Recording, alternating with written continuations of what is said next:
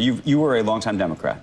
You've supported Democrats. We talked about this. I would say I've always been a centrist, but I've supported more Democrats by far than Republicans. I just want to read you. This is John Kelly, the former chief of staff of Trump. He worked with him directly. Sure. And he says that in many cases, I would agree with some of his policies. So you agree with the policy piece of this that I think Trump is presenting. But he says it's very dangerous. It's a dangerous thing to have the wrong person elected in high office. He goes on to say, in his opinion, he believes that Trump meets the definition of a fascist, would govern like a dictator if allowed, and has no understanding of the Constitution or the concept of the rule of law. He goes on to say that Trump had made admiring statements to him about Hitler, you're Jewish and care about Israel, had expressed contempt for disabled veterans, and had characterized those who died on the battlefield for the U.S. as losers and suckers. How do you get your head around that?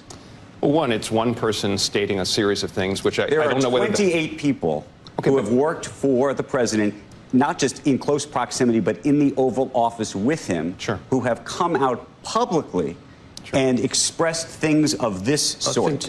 Actually, Kamala Harris lost 92% of her staff, too. But I think that's a relevant sort of point.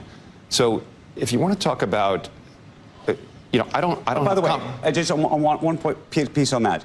There are people who would argue that maybe she was not an organized person and was not a good executive in that regard, right? But I don't know of anybody who came out publicly against Kamala Harris claiming that she was for Hitler, that she was against the Constitution, and that she was calling people who died on the battlefield on our behalf losers. Let's stipulate that. Okay. Let me address. Number one, I don't think Trump is for Hitler. Okay, I think that's absurd. Okay. And you know first of all, why say it when you know that? Hey, I get this is my hour. I know. Go Maybe ahead. you give me an hour. I mean, okay, go let's ahead. see how long it takes. Please. You know it's not true. Why say it? So one, Trump's not for Hitler. Most of Trump's friends are Jewish. He grew up in the New York City real estate community. He's got a daughter who's Jewish. He's got grandchildren who's Jewish. He was probably the most pro-Israel president in terms of committing to do things and actually executing on them. But what he said. Moving the embassy, delivering the control of the Golan Heights to Israel. By the way, I'm just asking the question. I think it's absurd. But the other thing that hasn't been... I just love watching that CNBC guy just take this Ackman to school. This is the same Ackman who has been making mint. He has had record profits this year.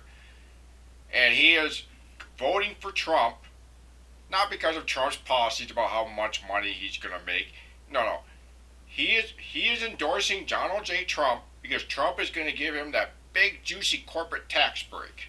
Even though Biden's economy has made this guy billions of dollars making record profits these past few years. Now it takes me to the next part. The complete absurd takes this guy made. Donald Trump being pro-Israel, pro-Jewish, that take is absurd and laughable. Let's not forget, this is the same Donald Trump who just a few months ago attacked any Jewish American that votes Democrat as being stupid and needing their head examined. This is the same guy who said that if you vote Democrat, you're not a real Jewish person.